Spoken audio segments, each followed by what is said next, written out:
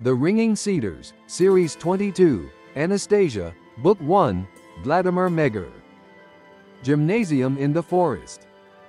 Tell me, Anastasia, was that how your parents raised you? I hardly remember who my real parents are. I was raised by my grandfather and great-grandfather, roughly as I told you, but the thing is that I somehow felt the nature and the animal world around me well on my own. Grandfather and great-grandfather occasionally came to me and asked me questions. They begged me to answer them. In our country, the older generation treats infants and young children as divinity, and checks its purity through the child's response. I stopped begging Anastasia to remember some specific question and the answer to it. She smiled and said, "I once played with a small snake. I turned around, and my grandfather and great-grandfather were standing next to me, smiling. I was immediately very happy, because it is interesting with them. I ran to them. Great-grandfather bowed to me. Grandfather took me on his knees. I listened to his heartbeat. I touched. I watched, questioning the hairs on his chin.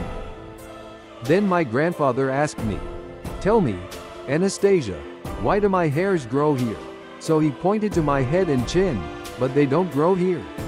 So he pointed to his forehead and nose.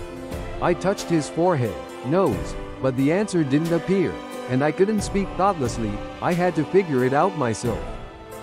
When they came the next time, grandfather said again, 'Well, I still think, why do my hairs grow here and not here?' So he pointed to his forehead and nose again. Great-grandfather looked at me carefully and seriously. Then I thought that this was really his serious problem, so I asked, 'Grandpa, would you really like them to grow everywhere?' The great-grandfather thought to himself, and the grandfather answered, 'No, I wouldn't. And they don't grow like that, because you don't want them to.'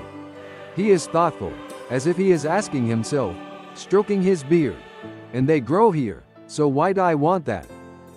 So I confirmed to him, 'Of course, grandfather, and you, and me, and the one who invented you.' Here the great-grandfather somehow excitedly asked, 'And who invented him?' 'The one who invented everything,' I answered. 'But where is he? Show me,' asked great-grandfather, bowing to me. I couldn't answer them right away, but this question stayed with me and I started thinking about it often. 'And did you answer later?' I asked.